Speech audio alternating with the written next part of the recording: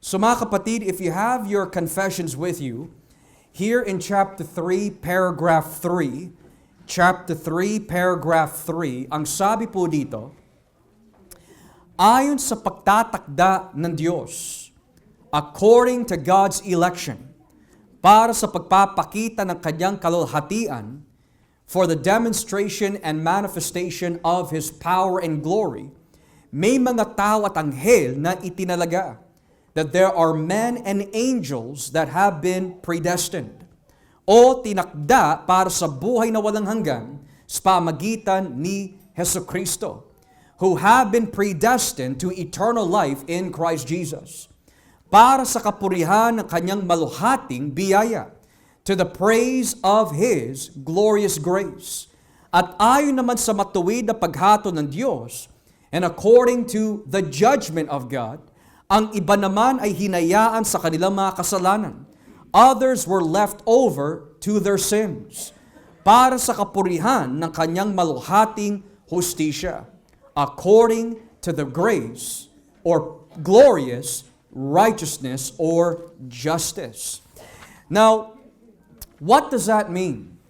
It means that ang ating Panginoon, kagaya po that we have learned last Sunday, meron po siya mga pinili na mga anghel, meron po siya mga pinili ng tao, one to be in Christ, the others to not be in Christ, one to be saved, and others for condemnation. Hindi dahil po ang Diyos is unfair, but rather dahil po ang kanyang pamamaraan at ang kanyang katalinuhan is far above our comprehension. Kung magiging fair ang Diyos, dahil lahat po tayo ay makasalanan din naman, wala ni isa sa atin ang papasok sa langit. Wala ni isa sa atin ay karapat dapat na iligtas kung ang basihan lamang ay God being fair. But because God is merciful, He demonstrates His attribute of mercy and grace sa mga ilan, while on the other aspect of His attributes, nais po niya ipresenta ang kanyang katangian sa pagiging banal, matuwid, and a God of justice. So our Reformed brothers went on to confess that God has chosen a people for salvation and chosen a people for reprobation or upang mapahamak, na kung tawagin po in theology, double predestination. May mga pinili po siya para maligtas, may mga hinayaan po siya sa kanilang mga kasalanan na mapahamak, ayon sa kanyang kapurihan. Where do we find that? Unang-una, let us read Ephesians chapter 1. If there is a passage out of many that provides such a strong barrier for the doctrine of election, it is Ephesians chapter 1. Efeso kapitulo 1, talatang 3 hanggang 4. Ephesians chapter 1, verses 3 to 4. Efeso 1, talatang 3 hanggang 4. The Bible says, purihin natin ang Diyos at Ama ng ating Panginoong Hesukristo, dahil sa pakikipag-isa natin kay Kristo, ibinigay sa atin ang lahat ng pagpapalang espiritual mula sa langit.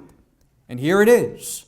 Bago pa man niya likhain ang mundo, pinili niya tayo para maging banal at walang kapintasan sa paningin niya. Dahil sa pag-ibig niya, verse 5, noong una pa'y itinalaga na niya tayo para maging mga anak niya sa pamagitan ni Hesukristo. Ayon sa Kanya, o ayon na rin ito sa Kanyang layunin at kalooban. Purihin natin ang Diyos dahil sa kamangha-mangha niyang biyaya na ibinigay sa atin sa pamagitan ng Kanyang minamahal na anak. So dito, napakalinaw, bago pa man likhain ang mundo, God has already chosen a people. Not dahil siya po ay nag-look into the tunnels of time o tinignan po niya in the tunnels of time kung sino ang lalapit sa kanya. But rather, before the world was created. Bago man gumawa ng mabuti o masama ang sino man tao, namili na ang Diyos. And then it repeats that again in verse 11. Kung babasahin po natin ang talatang 11, it's repeated again in verse 11. Ginagawa ng Diyos ang lahat ng bagay ayon sa plano niya at kalooban. At ayon nga sa plano niya noon pang-una, pinili niya kami para maging Kanya sa pamagitan ng pakikipag-isa kay Kristo.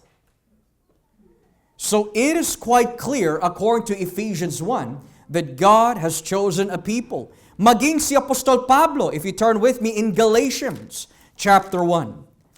Turn to your left side, Galatians chapter 1, and let us read verse 15. Galatians chapter 1, verse 15.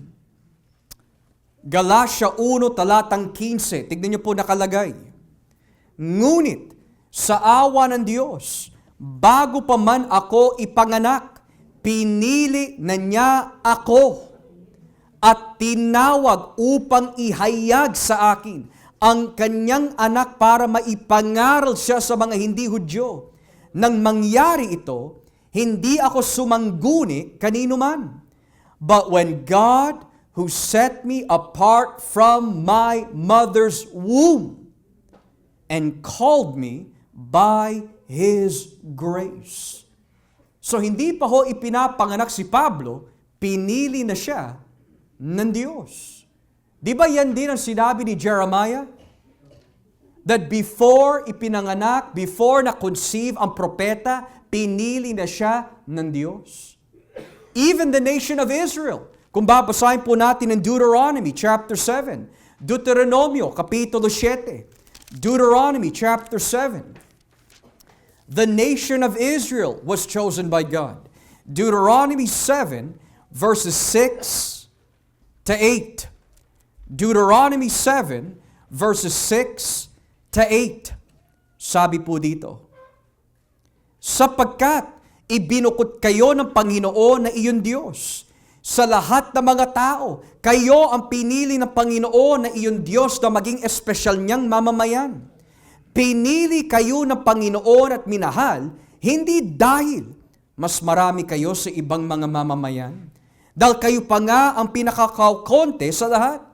Pinili niya kayo dahil sa pag-ibig niya sa inyo at tinutupad niya ang kanyang ipinangako sa iyong mga ninuno. Iyan ang dahilan na inilabas niya kayo sa Egypto sa pamagitan ng kanyang kapangyarihan at pinalaya sa pagkakaalipin sa Faraon na hari ng Egypto.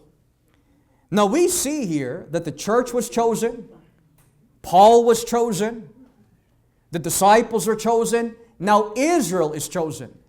But did you know mga kapatid kung bakit po tinawag si Jesus bilang Kristo? The meaning of Christ does not only mean Messiah, it means the anointed or chosen one. Christ means the anointed or chosen one. Maging si Jesus ay pinili din ng Diyos. Basahin po natin ang unang Pedro, kapitulo 1. 1 Peter, chapter 1. 1 Peter, chapter 1, beginning at verse 20. 1 Peter chapter 1 verse 20.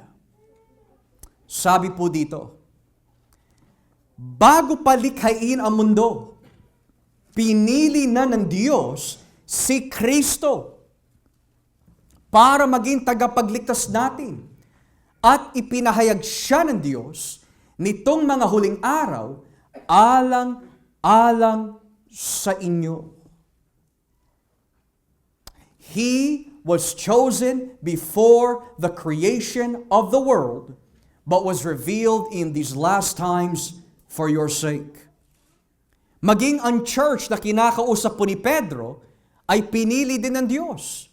Read up in verse 2. Read up in verse 2. Basahin niyo po ang talatang 2 ng kapitulo 1. Pinili na kayo ng Diyos Ama noon pa para maging mga anak niya sa pamagitan ng banal na Espiritu, para sundin niyo si Jesucristo, at upang linisin kayo sa mga kasalanan niyo sa pamagitan ng kanyang dugo.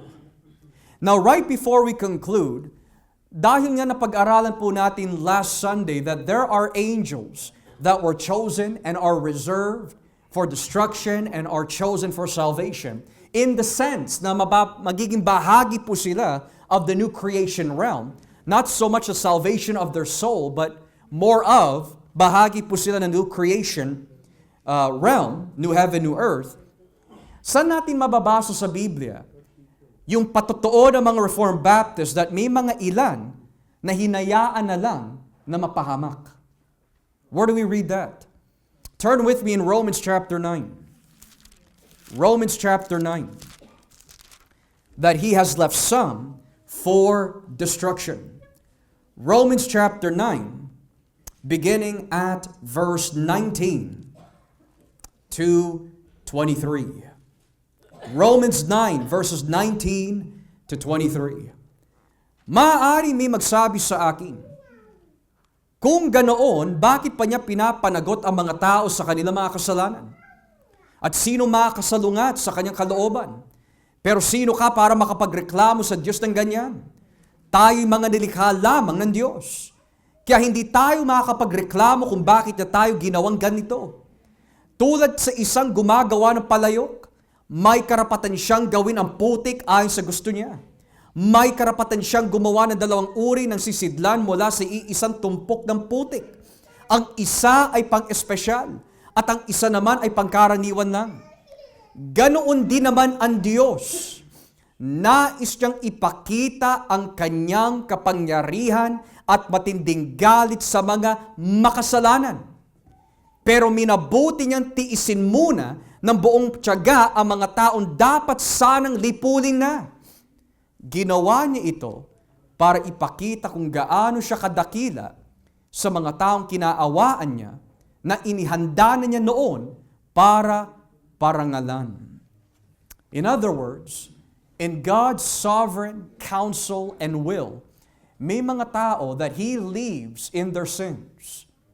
And there are those who He does not leave in their sins. It is not because that God is unloving, hindi dahil ang Diyos po ay unfair, but rather because God is wise and merciful. And if you are in Christ, ang itinuturo po ng ating mga kapatid na Reformed Baptists in light of Scripture is that in point of fact, may mga pinili po ang Diyos. At kung tayo ay pinili ng Diyos, we should all the more serve Him, love Him, thank Him for the rest of our days. Dahil kung tayo po ay hinayaan ng Diyos in our sins, mapapahamak po tayo. Why did God choose me? Why did God choose you? We will never know, mga kapatid. Pero ang dapat maging ugali at attitude ng bawat isa is, Lord, why did you choose me? I don't deserve it. May you be glorified in my life. At ang hindi dapat maging ugali ho natin is, ang Diyos ay unfair. He chose me but He didn't choose other people.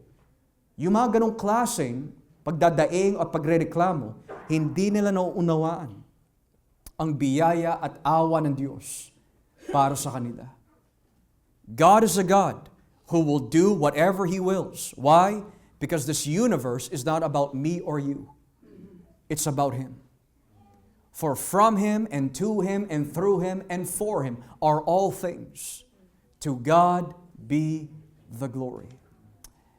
This evening, mga kapatid, now that we have learned paragraph 3 of chapter 3 of the confession, meron po ba tayo mga katanungan nitong hapon right before we conclude? Do we have any questions? Salamat. Okay? All right, so let us pray, mga kapatid, at magpasalamat po sa Diyos.